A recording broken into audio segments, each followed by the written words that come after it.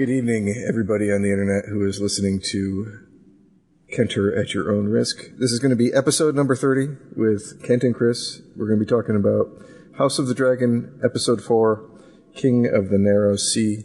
Kent, how are you doing? I'm adequate. I am sitting here eating some not Easter.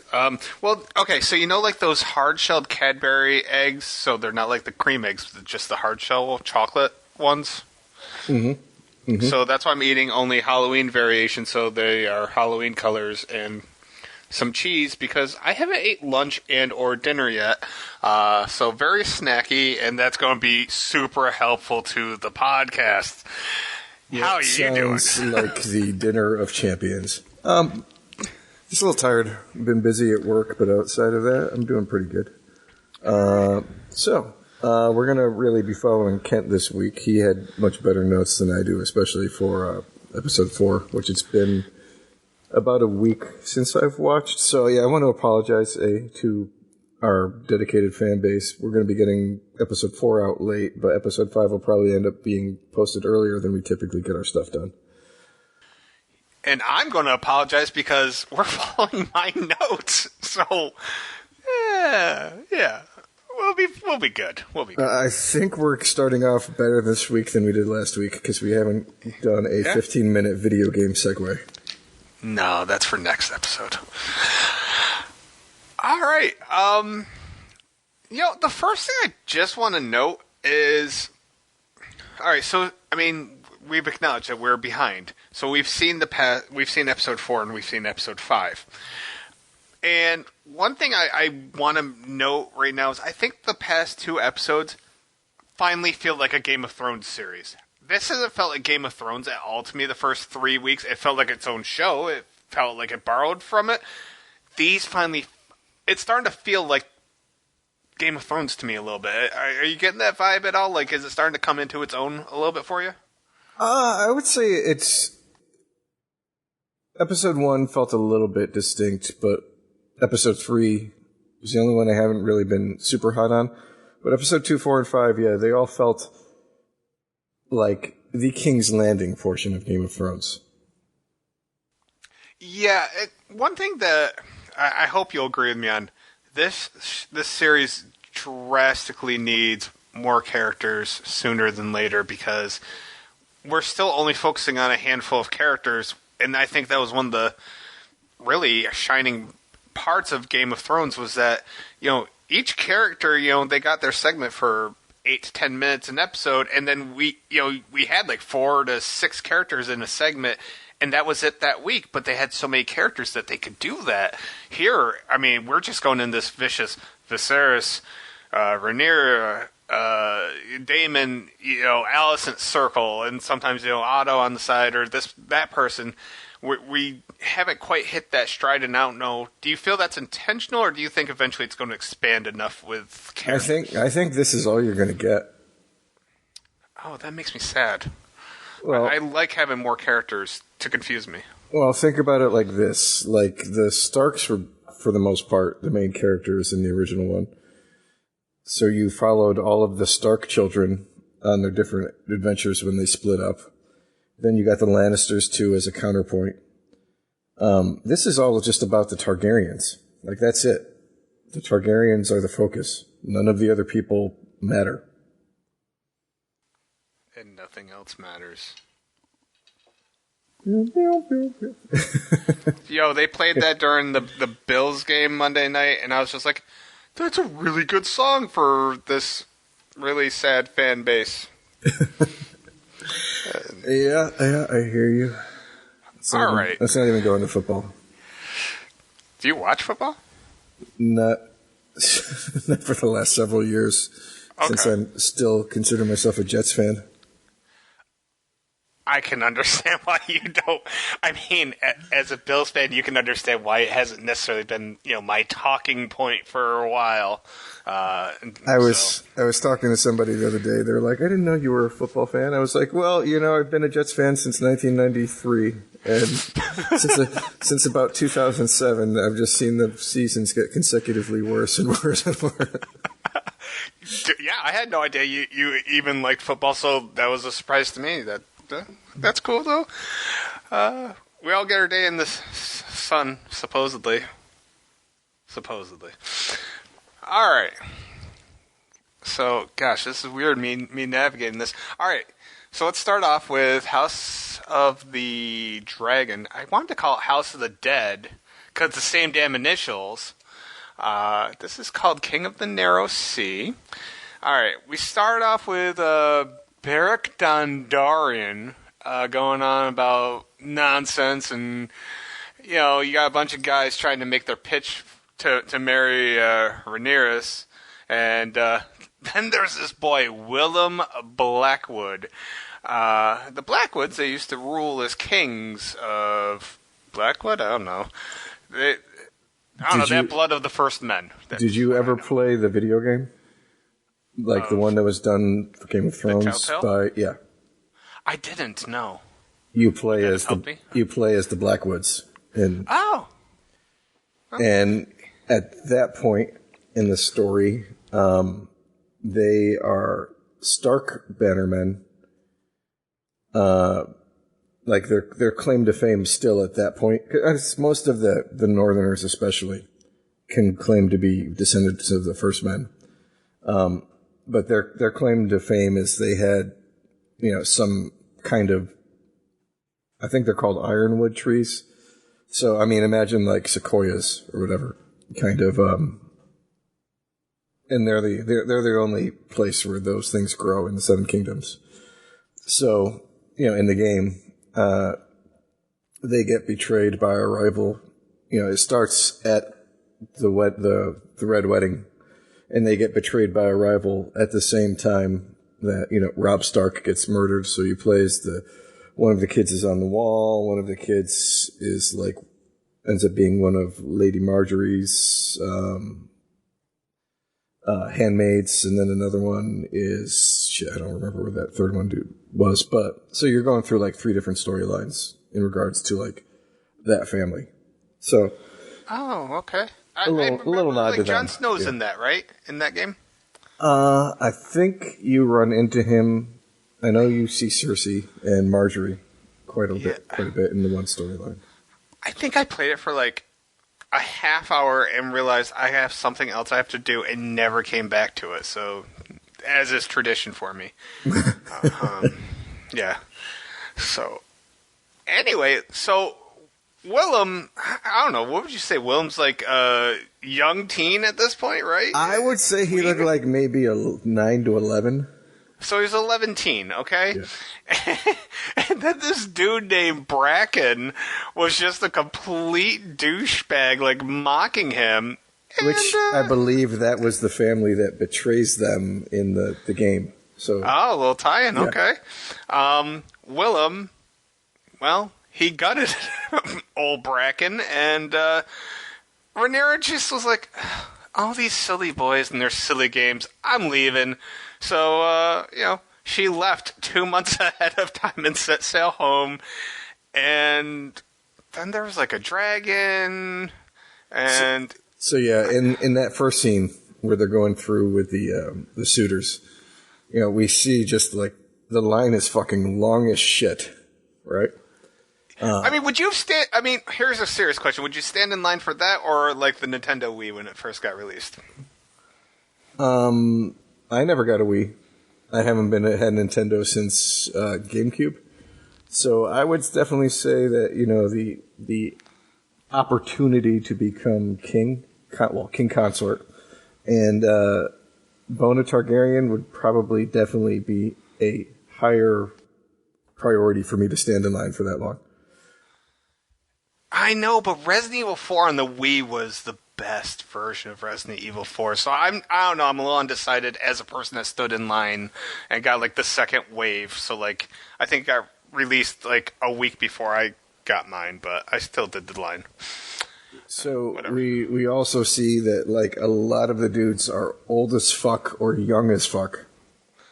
Yeah, there was there wasn't a lot of guys that you sat there and was oh, he has a chance in hell. And we got another time jump, but do they ever state how long this one was? I don't think it's as long as the last two were, but it's definitely got to have been a couple of months. Right. Because we go from last episode, Viserys saying, all right, you choose who you want, to now she's in the middle of a tour going around auditioning candidates. Yeah, it was basically American Idol before American Idol. It was interesting, but yeah, I would think, news has to travel, so then people have to get preparations. At least 3 months, because, it's not like word's going to travel all that fast. All these guys got to get prepared. I would say 3 months minimum. And who was at the beginning? Was it just her and Sir Kristen, or was Harold Westerling with them too? Oh, I don't know. The only name I have written down is Beric Dondarrion because I like both of those words. So. I think it was just her and Kristen. Yeah. So that'll play in later, but. All right, you saw the picture I sent you and Jim, right? Yeah. I was like, oh my god, there is actually a guy associated with the show named Crispin, and that just made me so happy. Because if not that anybody ever gets to see these notes, but when I'm doing the notes, I never really write Kristen. It's always Crispin. I believe we discussed this on the last podcast, so if you guys want to get the context, you have to go back and listen to that one too. Yeah. So what was up with the dragon, though? Like, what? It was Daemon. Yeah. Daemon being like a show off. Big Targaryen energy Daemon. I love that guy. I you know what? I like the fact that he's one of the few characters that I'm like, why did he do that? And I don't really need an answer. I accept anything and everything because it's just like, because he's Daemon. Why not? So I don't know. Like, I just got in my head for a second. Matt Damon.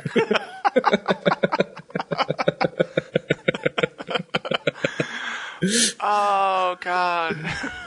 Kim Jong-il's princess. That's the second Team America reference I've had today. Well, somebody else has made to me today, actually. But that's good. That's a good day then. Yeah, it's a solid endeavor. I promised I would never leave. I didn't say. I would never. I did promise I would never die. I didn't say.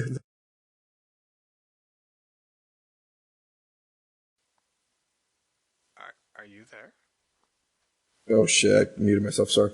I'm pretty sure it was just Kristen because now that I think about it, he was the one who grabs her when the ship lurches. Yes, you're right. And he kind of remonstrates her a little bit. Like. Yeah, I'm sure your dad's going to be happy that you just cut the tour that he set up for you short 2 months into it. So. Oh, yeah. All right. Quick question, since you do know your Game of Thrones lore at the very least. Dondarrion. Who was the Dondarrion in Game of Thrones? Well, I don't think the guy's name was Beric in this one because it was Beric in that one. And he was the one-eyed guy who Thoros of Myr kept bringing back to life. Who ended up he gave the Hound his sword at the end? Well, here's the thing. I use closed captioning, and that's what it told me. Now, that doesn't necessarily mean that was accurate by any means. Also, I'm just realizing Bracken's first name was Humphrey, which is a great... Some of these names are great. I'm looking to see if I can actually find Dondarrion's name in the... Lord Beric Dondarrion. Well, there we go. There you go. All right. Score 1 for the good guys. All right. So after this, Viss has his crown on. He's looking happy. And then who comes in? It's Daemon. And, he has a pretty sweet crown, too. And he cut his hair. I think he looks pretty good. I kind of like the short hair on him. And then he drops the sword in front of Viss. And he's like, here, add it to the chair. And... he's like, hey, I'm the king of the narrow sea, and, but then he's like, well, you are the only true king, but, stepstones are theirs again, and, Daemon's eyeball and Otto, like Otto stole something from him. And Viserys takes Daemon's crown, and then the brothers kind of do like a half embrace, if you will. It was not a full-on brotherly hug. I don't know. I've never had a brother to hug, but it was kind of a half hug, I would say. I feel like that's half of Daemon's character in a nutshell. Like, all he wants to do is hug his brother and be his hand and make it well. And we'll find out the other half later on. He does want the hands job. So, I mean, I really think I don't think he ever, at least at this point, ever intends to rebel against his brother. I think he just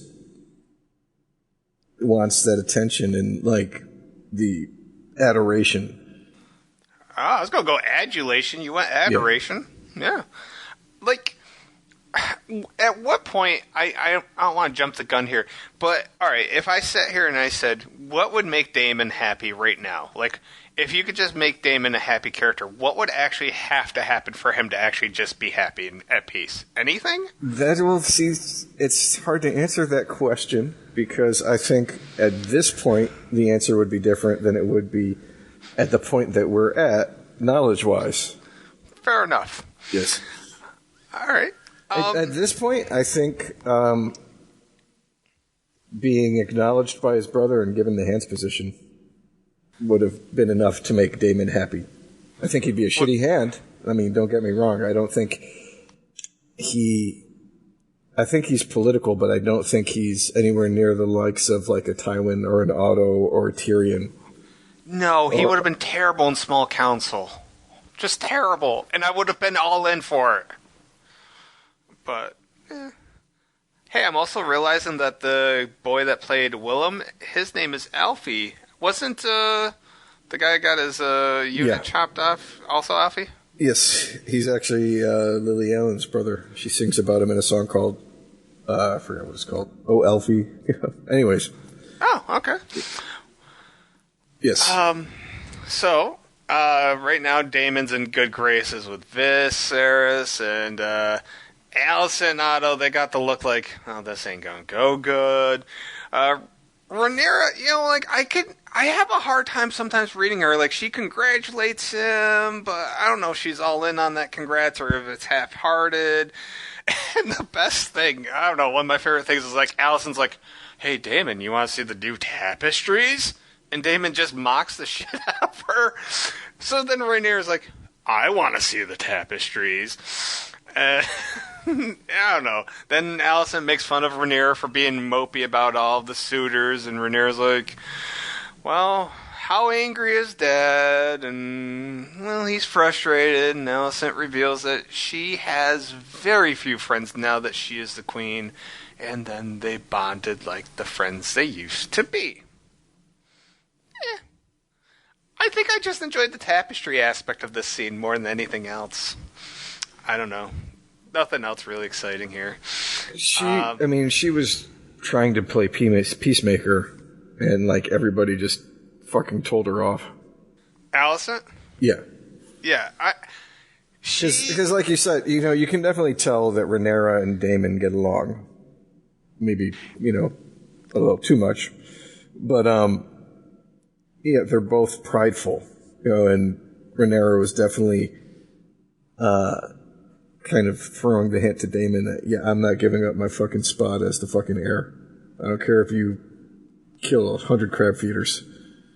And so Alicent's trying to smooth that over between the two of them, especially because Viserys is still a little, he's happy on the surface, but he's still pissed off at his brother for, a 3-year fucking war. Yeah. Well, yeah. I would think that's a reasonable thing. The more they go into it, and I don't know, once again, I don't want to get into it, but, like, I'm curious how long they can stretch out Alicent being I want to say a pitiable, like a character that you sympathize for at the very least. Like, I wonder how long they can keep that up. It's something I'd like to probably discuss after next podcast. Yeah. I have a feeling it's going to be pretty soon. just because spoilers. Yeah. Anyways, so I mean, the other thing was too is that the tapestries is a very feminine thing, and when it gets laughed off, Rhaenyra says she'd like to go. It's laughed off by the men. So even though Rhaenyra is still the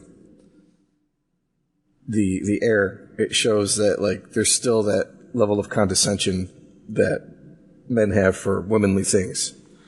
And I think Rhaenyra was trying to throw Alicent a bone of some kind, but okay, in all fairness, what the hell was Alicent thinking? Like, oh, Daemon's back from war. He's been doing it for 3 years. I think he would like to see tapestries. Well, I mean, Harrison Ford was down to inspect the tapestries.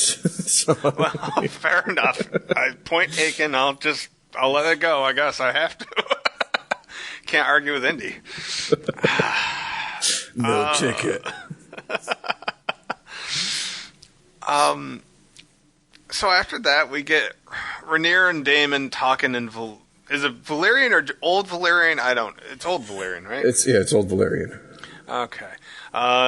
Daemon reminds her that there's worse things than being sold off for political purposes, and Daemon makes fun of his bronze bitch.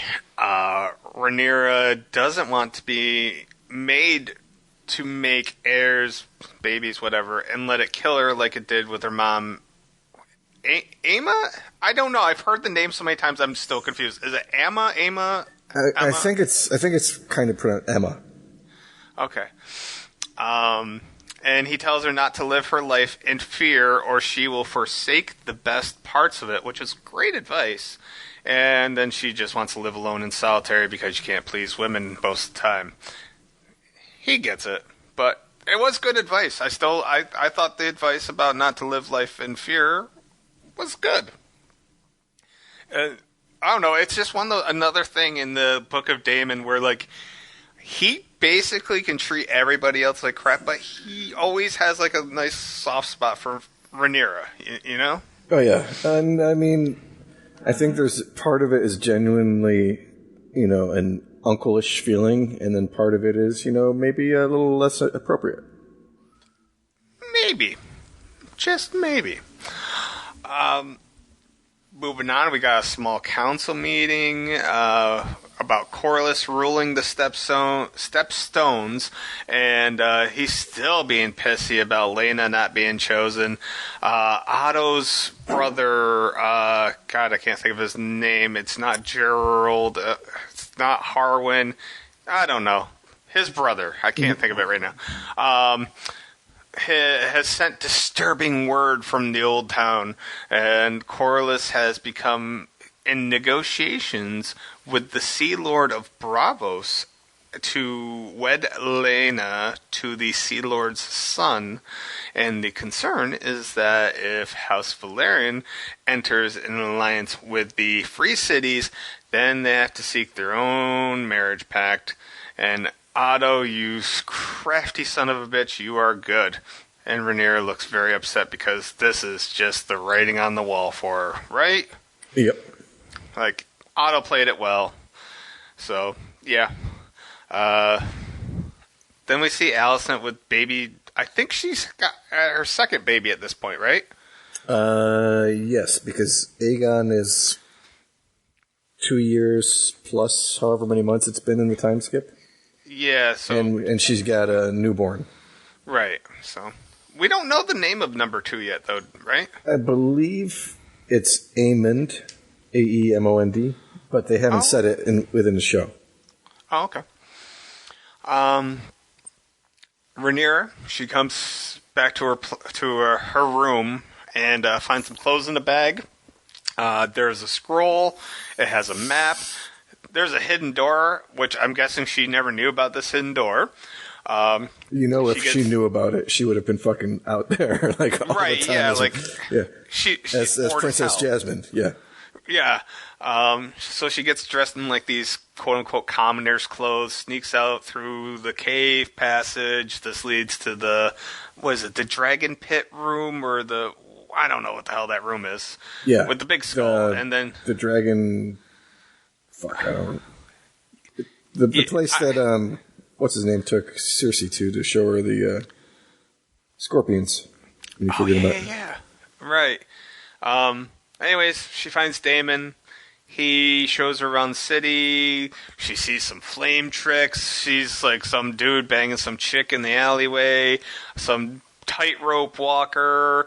And the dude who called her a boy. And a fortune teller. I don't know. I kind of liked how they did everything. It was... I don't know. It was just filmed a little differently, but a little chaotic. I liked everything I saw here. Yeah, it was another... And see, this is like part of the reason I'm not so sure like what the truth of episode 1 was.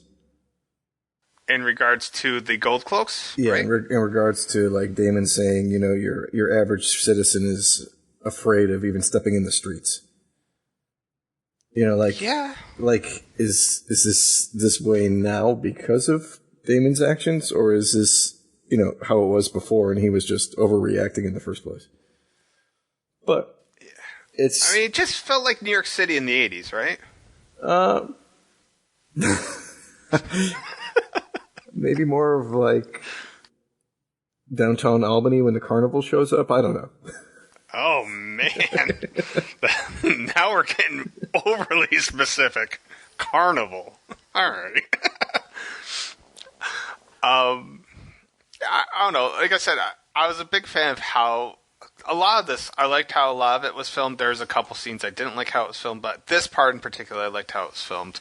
I like the scene where they sit down, which I think is coming next, and watch the puppet show. Almost there. First, we have to have Viserys in a bathtub with like 5 people watching him take a bath. I forgot about that.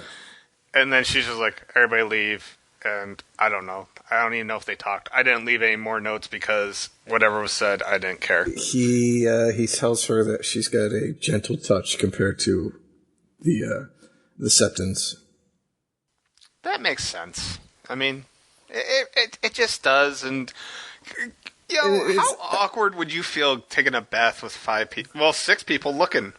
Wouldn't that just be weird? Not only that, but you're getting your like lesions and, you know, oozing wounds sponged in front of your wife.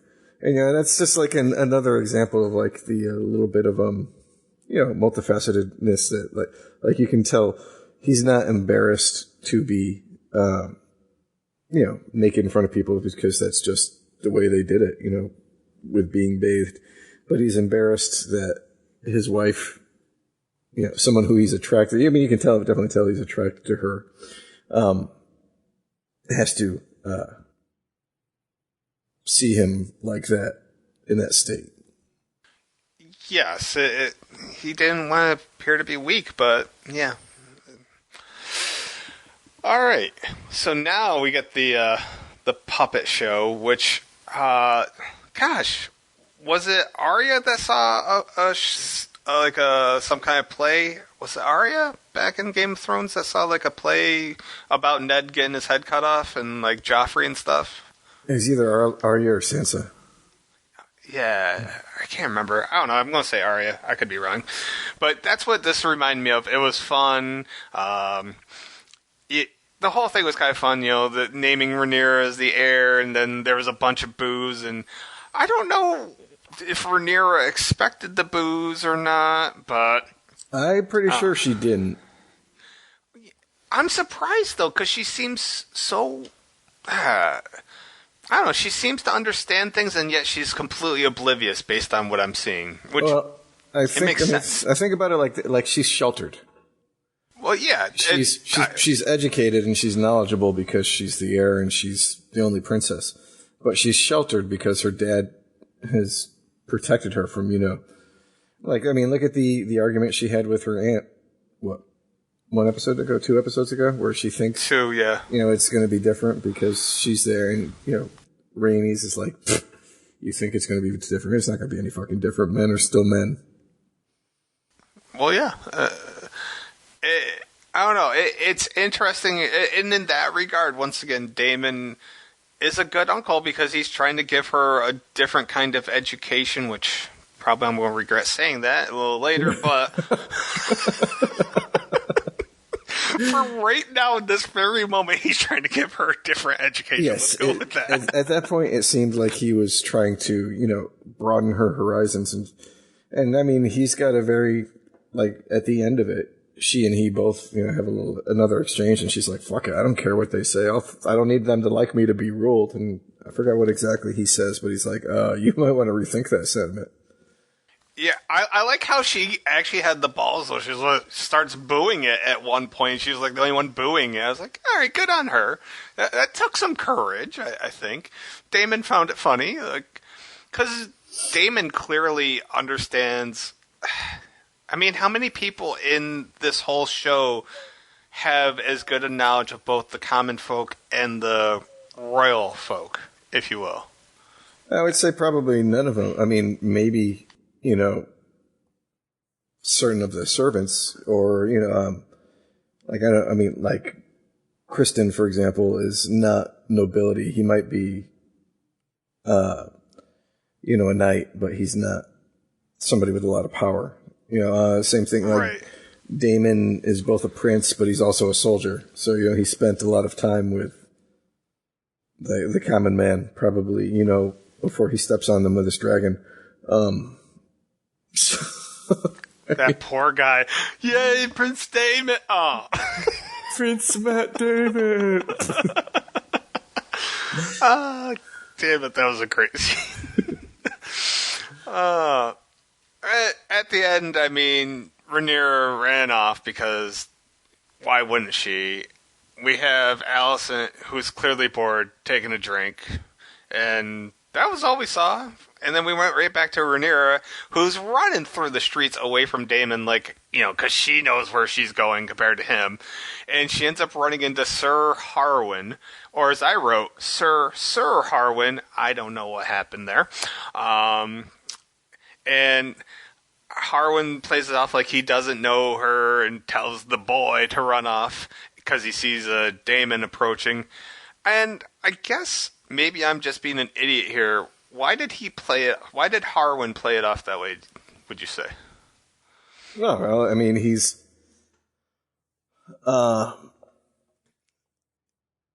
Is he trying to keep it like a secret? Like he's like, oh, it's cool that she's out and I'm not going to say shit? I mean, it's more along the lines of, she's the princess, and if I say something, I'm probably going to get into trouble. Especially because, I've got her fucking crazy-ass uncle, walking down the thing towards me. But, I mean, we don't really have enough of his character yet to figure out where he really stands. We know he's the son of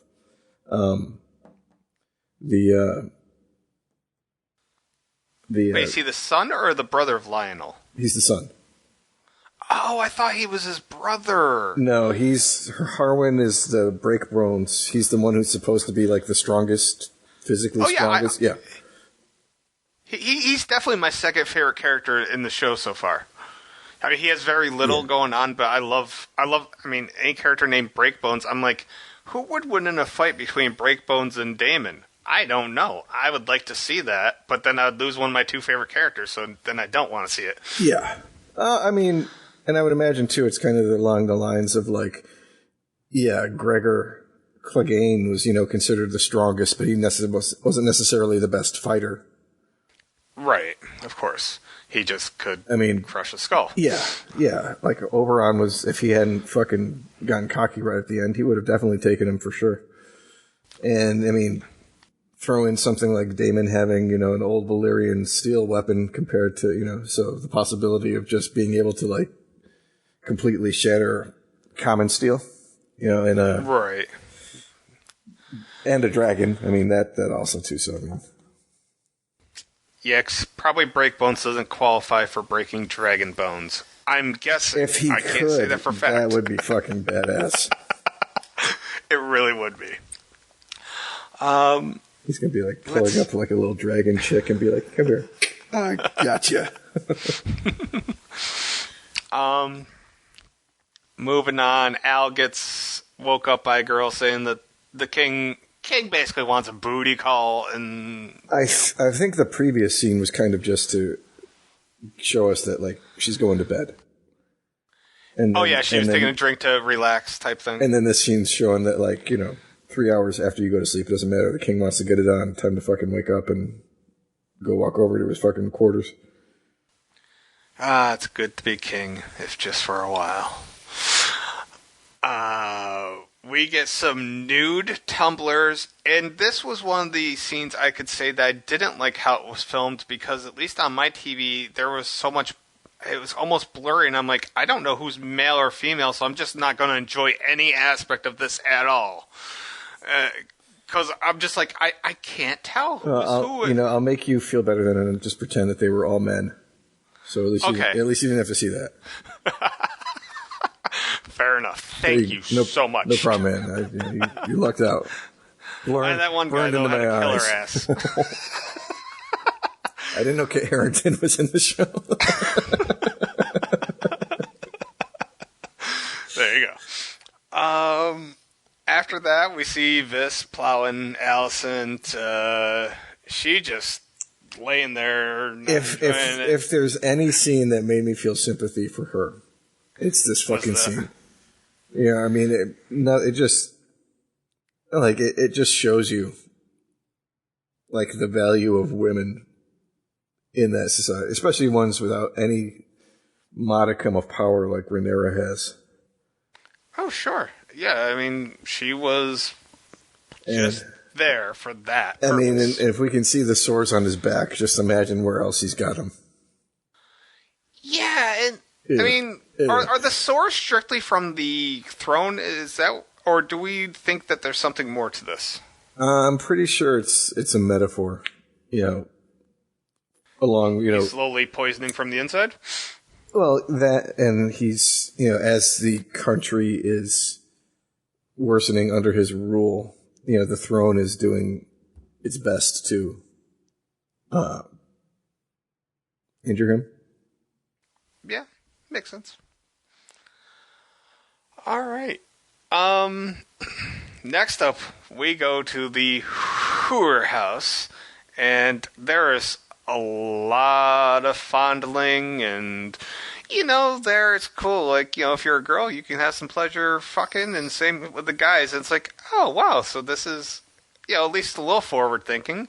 And then Daemon. Well, I mean, starts... it's one thing for your uncle to see, like, hey, yeah, you don't need to be, it's not just men who have pleasure when they have sex. Women can have pleasure too. But the fact that then you're, had she ever thought of that? Do you think? I probably isn't being bandied about too much, especially considering that her mom died in childbirth. So she might have been a little bit too young to get to talk. And then again, I don't think that people who are expected to be virgins when they get married get to talk. That would make sense. It's probably not good to be like, hey, sex is really fun. Keep your virginity. Yeah. So. But, I mean, it's another thing entirely when it's your uncle then trying to guide you into that enjoyable sex. So. I don't understand what you're talking about, but, yeah, this all right, so I wrote, Daemon starts making out with her, and then my next line, this has gone places. She wants it, but then he's like, oh wait, she actually wants this? This goes completely against my plan. So she covers up, he leaves, she follows, and then the White Sparrow, whatever the hell the name of White Worm was it? I don't know. The boy, the spy, follows her. I know I have the name. It was the White Worm. Yeah, haha. I did write the note. So that whole scene was fun. My biggest problem with this scene is we don't get enough from Daemon to understand what his motivation was. Like coming up into the next couple of parts that we're going to discuss, we get like one idea, but it's never really fleshed out from his point of view, especially because the only time we ever see him again, he's like completely hungover and fucking dealing with that. So like I would have liked a little more one way or the other to kind of give us what his intentions were. Yeah. I'll go so far as... I got to comment on Daemon when we're done with this, because I have a lot of gripes, as you know, because it's in the blog, and I'm going to go into it later. But I agree with everything you're saying, and that goes right into my gripe. I mean, on the other hand, like, Rhaenyra's portion of this scene, we can definitely tell what she wants, and she just wants to fuck. Oh, yeah. I mean... She has no problem, to go to the uncle. Old Valyrian route. Yeah, it's like, you know what? Right now, I just want some D. And when that doesn't happen, I mean, she goes back to her room, and there's Sir Crispin. And, he's a little concerned. And she is playful, I would say, very playful, steals his helmet, then she starts undressing him, yeah. Yeah, like, my God, there's so much to undressing that man. I'm sitting there sweating and thinking about wearing everything that he has to wear. Imagine having to put that shit on by yourself in the day. No. I'd be the world's worst knight. I would just... No. Where's your armor, Sir Kent? Left at home. It's a hot day. Like, I just need this dueling blouse, okay? That's all I need. Well, just to go back into one little thing that you mentioned earlier, the white worm, the little kid. Well, you remember how we were talking about, what's her face? The chick that Daemon pretended was pregnant so he could steal the dragon egg and claim it was her. She's now basically like running the whorehouse and an information broker for Otto. So there you go. She got back at his ass by fucking...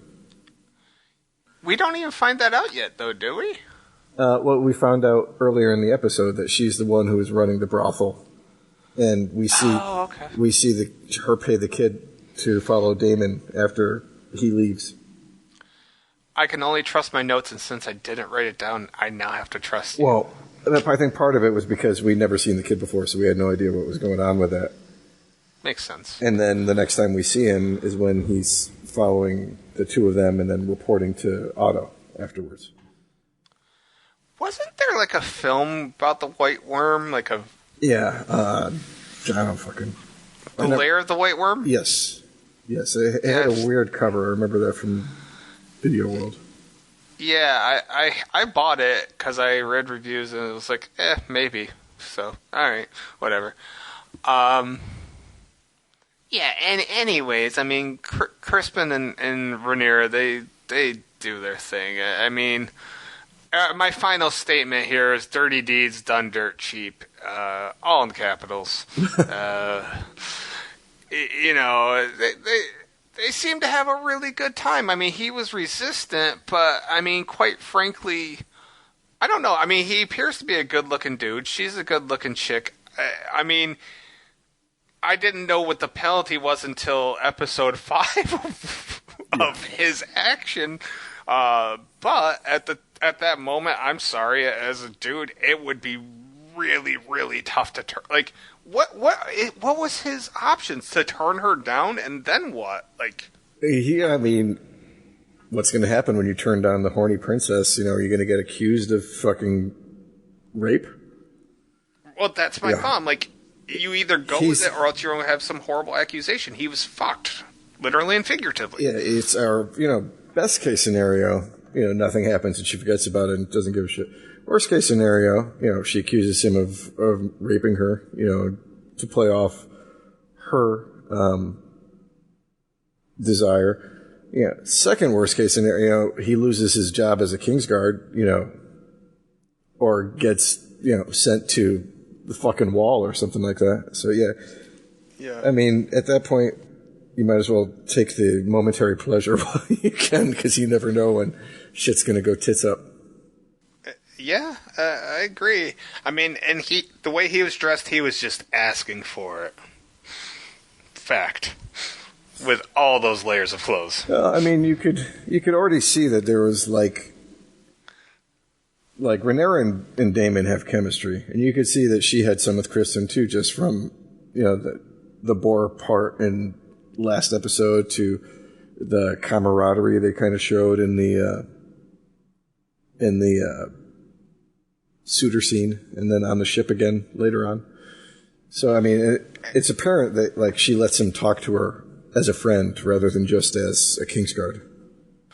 Not only that, I gotta give the actress credit. She is very good at, like, I don't want to say subtle looks, but like just the looks that she gives people. Mm-hmm. Like, that's her best acting quality, in my opinion, is just the looks that she gives without ever saying anything. She's very good at that. So after that, Otto gets the message from the White Worm, which we basically already went into. Daemon wakes up hungover. There's Mysaria. She basically took care of him. And then he's just like, yeah, you're still a whore. And he's just like, I don't know if he asked it or if I asked if she owns the joint, but clearly she does own the place. So maybe I just missed something. Or maybe he did ask it. I don't know. I can't always trust my notes. I ask questions while leaving notes, so yeah. I can't be trusted. Now we get a scene with Otto contemplating what the hell to do with this info. Now, we know what he wants to do, but he also has to present this in a very delicate manner, right? Like, yeah. And so, he visits Viserys. He reveals Rhaenyra was in a pleasure house with Daemon, coupling. He's in denial. Otto says several sources have confirmed this, which I don't know if he has several sources or if he was just saying that. Vis asks him if he is so ambitious that he would have Rhaenyra spied upon to destroy her reputation, and Viserys is basically calling Otto out for wanting his own blood / Aegon on the throne. And, he tells him to get the fuck out. And Alicent is observing this. I don't want to say she's, like, spying, but she's there. She hears it. She sees it. It's got to be very awkward for her. It was a really good scene, though. Really well done. Yeah. I mean, it's also the first time that we've seen Viserys stand up to Otto at all. You're right. It is. Vis grew a set there. It was a good scene for everybody involved. Let's see. After that, Kristen visits Rhaenyra. He has a message from Alicent. Wow, Rhaenyra meets Rhaenyra by the Weird Tree. That's what my notes say. Yeah, I think it's supposed to be Alicent. No. So, Rhaenyra's like, hey, we haven't hung out in, some years, had some wine, and Alicent's like, nope, you fucked your uncle, you're an uncle fucker, so shut your fucking face, uncle fucker. And Rhaenyra's like, no, I'm not an uncle fucker, and Rhaenyra denies this, and then she's like, well, who made the claims? And, they just have this back and forth, it's an act of treason, and Rhaenyra, she admits that they drank in several taverns. They kind of, did a little bar walk, if you will, and Daemon insisted on continuing, and he was her escort. I mean, so she had to kind of stay with him, and then she said he took her to a show, and then he abandoned her for some whore. And Rhaenyra should have known better. And she said that Daemon never touched her, swears upon her mother. And Alicent suggests that this was foolish to put herself in such a position. So Alicent gave her the motherly lecture, which we're kind of getting used to at this point. Alicent really is definitely the more mature of the two. Yes. I would say. For sure. Once again, a really good scene, important scene. I don't really know if you have anything that you want to add to that. You know what? It's making me kind of regret the fact that they're switching actresses when they do the time jump in episode 6. I'm really liking them. Not only they've both done a great job, and I mean, if you're going to keep everybody and just age them, why not everybody else and age? Why not just age the two of them instead of completely recast somebody? Yeah, because based on the preview, and I'm really jumping to conclusions here, but I'm already so used to the original two that it's going to take a while for me to actually be like, maybe these other two are okay. Like, I can accept them, but I'm very much used to, especially, I don't know, both of them, really. Yeah. But I think Rhaenyra maybe is going to make more sense because after the time jump, she should be more hardened, going from her teen years to adult years. Whereas Alicent's already showing that she's getting hardened, early on these episodes. I think she's getting hardened far more than Rhaenyra. Yeah. Let's see. After that, Daemon shows up to the castle, a little drunk, hungover, haggardly. 3 guards escort him to Viserys, and they dump him near the throne. Viserys comes in, approaches Daemon, and they have this very good scene to an extent because I don't know. Like, alright, so Viserys accuses him of defiling Rhaenyra. Daemon is just like letting Viserys think that he did it, and Viserys is worried about what some lord will think about her being sullied. Viserys threatens to disinherit her. Daemon suggests that Viserys weds her to Daemon. I laughed. Then Daemon offers up his crown. Viserys says that he could have anything, and yet he wants Rhaenyra. Viserys tells him to return to the Vale with his wife, and he wants Daemon gone from his sight for good. And I liked the scene, but alright, watching it in real time, I liked it, but thinking about it afterwards, I'm just like, I don't know. I don't quite get Daemon's full-on intentions here, and I don't know. Help a stupid cat out. No, I mean, this is what I'm saying. Like, basically, the two scenarios that I can think of are, A, Daemon did it in order to discredit Rhaenyra, to try to get her to be an unsuitable match to get her for himself, or Daemon did it because, like, he wanted to bang and then he had second thoughts to get her for himself. So, I mean, both of them end in a particular way, but they didn't give us enough characterization outside of the scene from him to show us which motivation was the one that was driving him. Yes. It was confusing, to say the least, because you could make the argument for both ways, and because it's Daemon, it's not like you have a clear-cut direction of which way this guy wants to go. So, I mean, chaos is the order for him.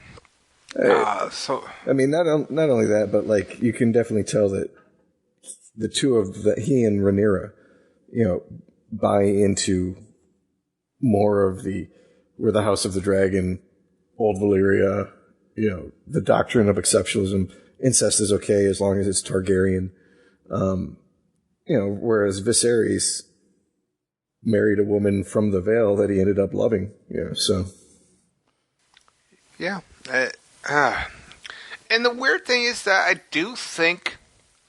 Alright, here's a question. And I have no idea if this will happen, but if Rhaenyra and Daemon end up together, do you think Rhaenyra would ground Daemon in some way, kind of chill him out a bit, or do you think he'd still be his wild, chaotic self? I mean, I think anybody will eventually grow out of chaos, as they get older. I think a family would do that. But I think I think they would have worked well together in that regard. Because at that point, well, I don't need to be king because I'm king consort and I'm, I get to go do whatever the fuck I want, come come home to my niece. I mean, my wife. I mean, shit. Ah. I think they would have made a very good power couple, and I think they complement each other very well to the point where it's weird that as a fan, you're sitting there kind of in your own way thinking, I kind of want this uncle-niece thing to work. I think that they would have been a very strong group together, but I think they would have ended up forcing a lot of lords to not necessarily rebel, but definitely be more hesitant around the Targaryens due to, such a blatant Targaryen power move kind of thing. That makes sense. Same way that, if he had followed Otto's advice and married Aegon to Rhaenyra, the same kind of thing. You would have had, a bunch of other houses being like, what, we're not good enough, so it's just going to stay in the family kind of thing. Yeah, I get what you're saying with that. Alright, so after that we get Viserys, Alicent, they have a chit-chat. She asked him if he's spoken to Rhaenyra. Alicent says that Rhaenyra isn't one to be deceitful. He asked why Daemon would lie. I mean, really, Viserys, you just asked why Daemon would lie. That mind blown. Viserys doesn't believe that Rhaenyra is innocent. Alicent goes to bat for Rhaenyra and says that Rhaenyra swore that she remains a maiden, and Alicent believes her. And then I wrote, oh boy. Because, you can kind of sense where this may end up going. I wasn't 100% accurate, but my mind started wandering after this particular conversation, the scene, so to speak. Because, Alicent definitely... Are we to believe that Alicent 100% believed and bought into what Rhaenyra said? I think we are, right? Yeah. Yeah, I think, in hindsight, being 2020, yes, we're supposed to believe it. And, Viserys is really, he's stuck in a situation because, he's got to take all kinds of shit into account here with what's going on. He really is put in a weird situation in this particular episode. So, I don't know. He did the best he could, honestly, I think. So, Rhaenyra, she approaches... I don't know what the hell the room's called, so I'm just putting her dad's playroom. She goes to grab a dagger or some kind of little knife that was Aegon the Conqueror, I believe. Mm-hmm. And before that, it was Aenar's. Basically, it's old. Yes. And the pyromancer who made the blade wrote on it, "From my blood comes the prince who was promised, and his will be the song of ice and fire." And before I go anything further, was this knife or dagger in Game of Thrones? No. Okay. Moving onward. He says that this knowledge is better than all of them? I don't know. It's better than something. He says the truth doesn't matter as much as perception, which I 100% agree with in life in general. She says that if she was a dude, she could have banged whoever she wanted, but because she's a girl, blah, blah, blah. He's like, yeah, you're right. He's not going to name Aegon the heir, but in exchange for not doing that, he is expecting Rhaenyra to wed Laenor Velaryon. She says that she will do this to solve his political headaches, and he said that she is his political headache, which I thought was a great response. She asked what he will do about the Vulture, who wants the throne, a.k.a. Otto. Viserys says Otto has been loyal, and she counters that, he will do anything to make Aegon the heir, including spying on her. Viserys says that everyone on the small council has self-interest and that it's unavoidable. She disagrees because she's naive as fuck, and she will wed Laenor, and she tells him to do his duties as king. This was probably the most naive Rhaenyra's ever been. Right there. Like, no, it's avoidable to have people on the small council not have self-interest. Are you kidding me? Come on. I completely agreed with her. So, yeah. What? Throw down, Kent.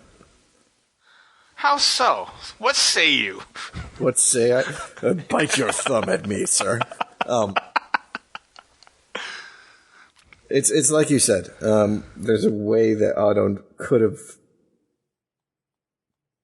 betrayed this knowledge to Viserys without, compromising Rhaenyra, but he didn't. He could have been more tactful about it. Yeah, he could have been like, hey, V-Dog, listen, we got some rumors that, R. Kelly is getting on the down low with, the big D, so you better... Some little birdies are telling me about this. I've got my little birdies whispering. But he's been very apparent, in his decision. And, all we have to do is look back to the last episode and, the advice that he gives about who Rhaenyra should marry compared to the advice that Sir Strong, I forgot what the hell his first name Lionel. is. Yes. Just think Thundercats. Gibbs. So, you can see somebody giving good advice without being in it to put themselves forward versus somebody giving advice that it's probably good, but at the same time benefits themselves. Fair enough. I feel like most of the people on the small council are people that have to have some form of self-interest for their houses. It doesn't mean that it has to be bad advice, but I also feel that, of course they're going to help themselves when possible. I guess that's where I'm coming from, is that, it's natural human nature. Even if I want to help you, if I can help myself while helping you, I'm going to do it. Yeah. Right? But what happens when helping yourself is at odds with helping the realm? Well, then you become Otto. Yeah, exactly. So. But I will say one of my favorite scenes in episode 5 is with Otto. So. Oh, yeah. I totally agree. So we're almost done here. We got 2 scenes left. We got, so this is the scene where Vis, like the Grinch, his balls grew 3 times size that day. And he has Otto in for a conversation. And he's going on about the 5 days when Viserys' father, Jaehaerys, is that right? Jaehaerys was the king before him, so I don't remember if that was his father's name too. They never made it clear about that, yeah. But anyways, his father was very healthy, and 5 days later his father was dead, died of a burst belly, so I'm guessing appendix is the allusion there. Probably, yeah. Otto recalls it all too well, and Jaehaerys named Otto the hand in Balon's stead. Okay, so his dad was Balon. Okay, yeah, okay. See, all I had to do was follow the notes. So Viserys asks how long it took Otto to choose himself over his king, and Otto takes exception to this, and Viserys notes that Alicent was a calculated distraction. Otto denies this. Viserys removes the pin of the hand of the king and says that the realm can no longer trust Otto's judgment. This scene was fantastic, right? Yeah. Let's put it like this. If Joffrey had been able to do this to any one of his hands, he probably still would be alive at this point. Instead of, Who was Joffrey's hand? First it was Tyrion, then it was Tywin. Oh, gosh. Yeah, okay. Yeah. Joffrey was a gangster, though. Good on Joffrey and everything that he did. Yeah, all I think of when I think about you saying that is like Joffrey walking around with the "Gee, it's good to be a gangsta" song from Office Space going on in the background. Dude, I was just going to reference that song. It was like, yeah, damn, it feels good to be a gangsta, and he's just there like shooting that bow at Sansa. You know, like he just Yeah. I got the world hanging from my nuts. You know. So yeah, all in all, I just really I liked how both guys played this off. Like Patty Considine, whatever. Yeah, whatever's Patty C. Yeah, he killed it in this scene, and you know, Otto played it perfectly. You know, like it was just a really well done scene. Yeah. So, and then to top it off, the fun thing where Melos, I don't know, Carmelo, he visits Rhaenyra at night. He's like, "Hey, got a drink for you. It's tea. It's from the king. It will rid you of any unwanted consequences." And scene. Yep. I find it funny that gets a whole bunch of the discussion going around that episode. It's just the very end, you know, the morning after pill.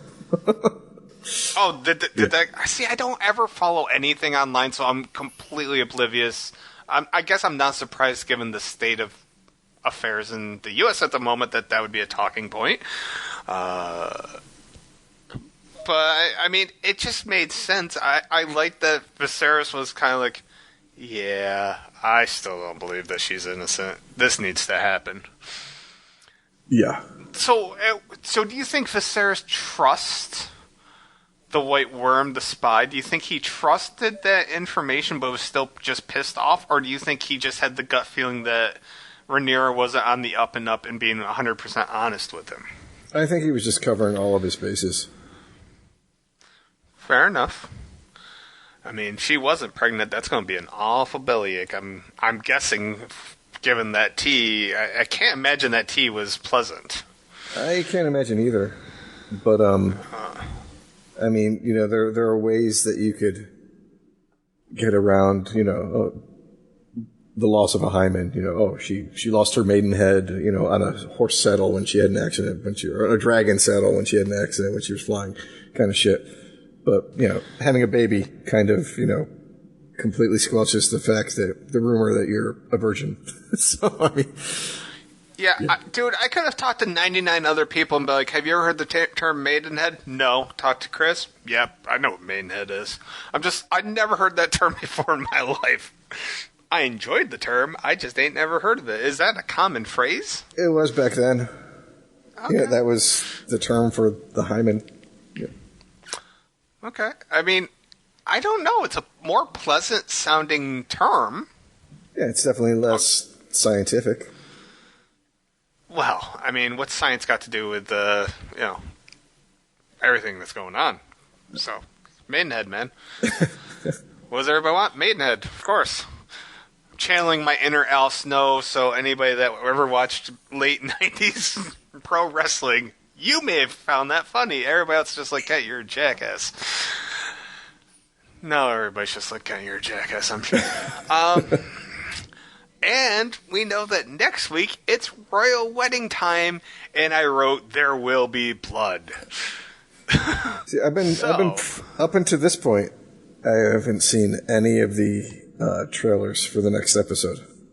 Unfortunately, I just glimpsed the one for episode 6 before we started this. So, yeah, that kind of took some. Yeah. Anyways, with that being said. For me, and I said this at the beginning of the podcast, this was the first episode for me personally that this felt like a real Game of Thrones type show, because there was so many lies, deceit, sex, puppet shows. It just felt like Game of Thrones to me. This was it. And then we had a changing of the guard, if you will, with the hand being changed, and I I really like this episode a lot, but there is that one thing that's really kind of pissing me off about it. I think that they wrote Daemon horribly, quite frankly. I either they didn't write him well, or they cut some scenes that would have helped explain other scenes better. Yeah. Or we're going to get something later on that's going to give us context. But yes. No, I agree. Like, I think you can read into either one of those two interpretations that we brought up, but the fact that you can't tell which one of them it is what hurts it. You know, it prevents us from knowing, is, like you said, is Daemon after chaos for chaos' sake, or is he Daemon have a plan? I feel like something like that is kind of important to know. It would have been nice to know, or given us a hint more leading us one way or the other, even if they mislead us. I'd rather... Yes. I just sat there, I was just like, well, fuck, I just feel like they wrote that part horribly, and I'm just sitting there like, all right, well, Daemon's just strictly in it for the chaos, because I don't know anything else at this point, which, once again, I'm all in for. I don't know what a character would have to do to replace Daemon as my favorite character at this moment. It would have to be something pretty cool, like Euron Greyjoy level of cool. I miss Euron. I was hoping that the fucking crab feeder would have been like this season series Euron, but no, we don't have one so far. No, it's just the torso. Yeah. I don't know. Did you have any? I mean, we kind of discussed it. Do you have any questions or any final thoughts here you want to go on? Because I know I like this one a lot, especially coming off of episode 3, which I didn't like a lot. So yes, this helped brighten my mood right back up. And so far, at least in my opinion, the show has been really strong when it's been focusing on the politics and the intrigue around King's Landing. Yes, but can a show go 5 seasons strong, folks, would that being their major focus, or does it eventually have to go elsewhere? I mean, it's definitely going to have to go elsewhere, because I don't think you can have a civil war with both sides like sitting in the same city, you know, militarily. Right. Yeah, I would agree. Yeah, honestly, this probably... I think this was my favorite episode out of the first 4. I might have liked... I liked episode 1 and episode 2, and I don't know if I could rank them so far, but yeah, I enjoyed it. Yeah, I liked episode 1. Right now, it's probably 4, 1, 2, 3, in that order. Of course, we get to add episode 5 after this, and I have no idea where the hell I'm ranking that, but yeah. Anyway, it's kind of weird to have any final thoughts, because we're immediately going to get into answering some things. Did this leave you wanting any kind of answer? Did it leave you... What questions did it leave you with, and did we get answers? It left me wanting to know Daemon's motivation for what he was doing, and we still don't have the answer. So. Right. I was also kind of wondering who would take over as the Hand, even though I would have bet money on who it was. Yeah, same thing. Like, the only person I could have thought of who it would have been, it turns out who it's going to be, you know, in the very beginning of the next episode. So. Yeah. Yeah, okay. Yeah, let's leave this in because I want to dive into episode 5. Okay, so let's wrap this up. All right, so thank you for walking with Kent and I through the only slightly bloody-tinged streets of Westeros in this episode. And if you're coming back immediately after, we'll have episode 31 up, talking about episode 5 of House of the Dragon. If not, check us back whenever you're ready to catch up on that one, and we'll talk to you later. I just realized they replaced White Walkers with tight rope walkers. Ha! And on that note...